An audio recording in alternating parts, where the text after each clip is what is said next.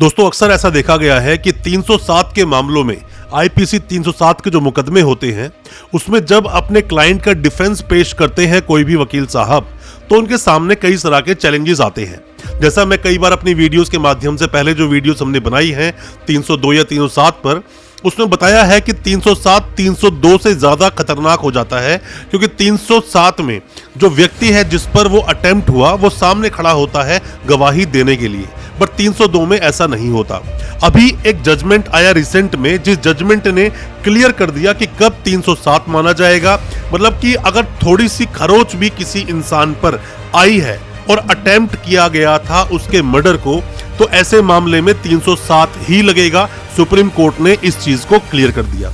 आज मैं आपको बताऊंगा कि 307 कब लगता है और कब ये 307 नहीं लगेगा, और सिर्फ छोटी सी खरोच आने पर भी किसी व्यक्ति पर 307 आप पर लगा दिया जाएगा। ज्यादा कुछ जानने के लिए क्या है ये जजमेंट और क्या है ये 307, ज्यादा कुछ जानने के लिए 307 के बारे में और इस जजमेंट के बारे में दोस्तों बने रहिए हमारे इस वीडियो के साथ। दोस्तों अक्सर देखा गया है जब भी कोई नए वकील साहब या फिर कोई भी जो जूनियर होते हैं या फिर इंटर्नशिप कर रहे होते हैं 307 में कंफ्यूज हो जाते हैं। और अगर आप भी कोई भी नए वकील साहब है या जूनियर है या फिर अभी ट्रेनी है या आप कानूनी जानकारी लेना चाहते हैं तो ये वीडियो आपके बहुत ज्यादा काम का होने वाला है। जजमेंट की बात हम करें तो एसके खाजा वर्सेस स्टेट ऑफ महाराष्ट्र, अभी 2023 का ये लेटेस्ट जजमेंट है दोस्तों। इसके लिए पहले मैं आपको फैक्ट बताता हूँ, इस केस के फैक्ट क्या थे। इसमें क्या था कि एक व्यक्ति ने एक पुलिस वाले पर, पुलिस वाला जो कि कांस्टेबल था, उस कांस्टेबल पर गुप्ती जो एक हथियार होता है, नुकीला एक हथियार होता है, उससे उस कांस्टेबल पर अटैक किया और सर में मारने की कोशिश की, पर वो जो कांस्टेबल था वो झुक गया, जिसकी वजह से उसके कंधे पर चोट आई। अब कंधे पर चोट आई तो जो वकील साहब थे जो इस केस में डिफेंस ले रहे थे, अपने जो ये एक्यूज था उसको बचा रहे थे, उन्होंने डिफेंस ये लिया कि क्योंकि बस थोड़ी सी ही चोट लगी है, ज्यादा ग्रीवियस हर्ट नहीं है, ज्यादा चोट नहीं आई है, तो ऐसे मामले में मेरा जो क्लाइंट है उस पर 307 नहीं लगनी चाहिए, कोई और सेक्शन लगनी चाहिए। क्योंकि इस केस में 307 और 332 दोनों ही सेक्शंस में जो चार्जेस थे वो फ्रेम किए गए थे। 332 दोस्तों होता है जब भी आप किसी भी गवर्नमेंट सर्वेंट पर उसके काम को रोकने के लिए उसके साथ मारपीट करते हैं या कोई भी उसे हर्ट पहुंचाते हैं, तो ऐसे मामले में 332 लगता है, जिसके अंदर 3 साल तक की सजा हो सकती है, फाइन भी लगाया जा सकता है। 307 पर मैंने डिटेल्ड वीडियो बनाया है, हालांकि इस वीडियो के एंड में मैं उसे लगा दूंगा। उस वीडियो को भी आप अगर देखेंगे तो आपके बहुत सारे डाउट्स दोस्तों क्लियर होंगे। ऐसे मामले में जैसे ही मामला सुप्रीम कोर्ट तक गया तो सुप्रीम कोर्ट जाने के बाद में सुप्रीम कोर्ट में निर्णय लिया गया कि ऐसे मामलों में, क्योंकि जब भी कोई भी क्राइम होता है, कोई भी अपराध होता है, 3 चीजें उसके अंदर होती है, इंटेंशन होता है, प्रिपरेशन होता है और अटेम्प्ट होता है। इसीलिए बोलते हैं अटेम्प्ट टू मर्डर।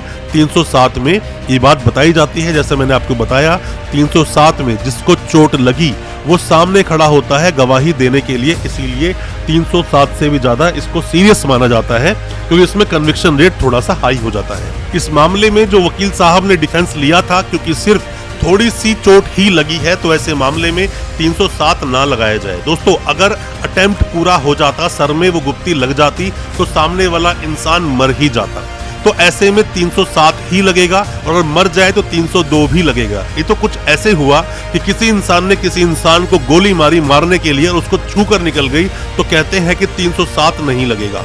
किसी ने किसी को चाकू मारा और चाकू मारा तो किसी भी तरह से ऑब्जेक्ट से वो चाकू मारते हुए अंदर नहीं जा पाया या फिर इंसान नहीं मरा या उसको बहुत सीरियस हर्ट नहीं आया, तो बोलते हैं कि 307 नहीं लगेगा। अगर वहां पर आपकी कोशिश की गई, इंटेंशन क्लियर थी, सामने वाले को मारने की प्रिपरेशन की गई थी और अटेम्प्ट किया गया मर्डर के लिए, तो ऐसे मामलों में दोस्तों 307 ही लगता है। इन मामलों के लिए सुप्रीम कोर्ट ने बिल्कुल क्लियर कर दिया है अपने इस जजमेंट में। एसके खाजा वर्सेस स्टेट ऑफ महाराष्ट्र में कोई भी किसी भी तरह के सवाल अगर आपके दिल में आते हैं 307, 302 या 326 को लेकर या किसी भी तरह के क्रिमिनल केसेस को लेकर, कमेंट बॉक्स में अपने सवालों को पूछें, हम उनको क्लियर करेंगे और हो सकता है आपके केस में हमारी ये सलाह किसी तरह से एक बड़ा रोल प्ले कर सके। दोस्तों मैं उम्मीद करता हूं आज का हमारा वीडियो आपको अच्छा लगा होगा। अच्छा लगा हो आज का वीडियो, हमारे चैनल को सब्सक्राइब करना बिल्कुल ना भूलें, साथ में लगा बेल आइकन जरूर दबा दें ताकि इसी तरह की लीगल अवेयरनेस की वीडियोस आप तक पहुंचा सके सबसे पहले। बहुत बहुत शुक्रिया दोस्तों, धन्यवाद हमारे इस वीडियो के साथ बने रहने के लिए।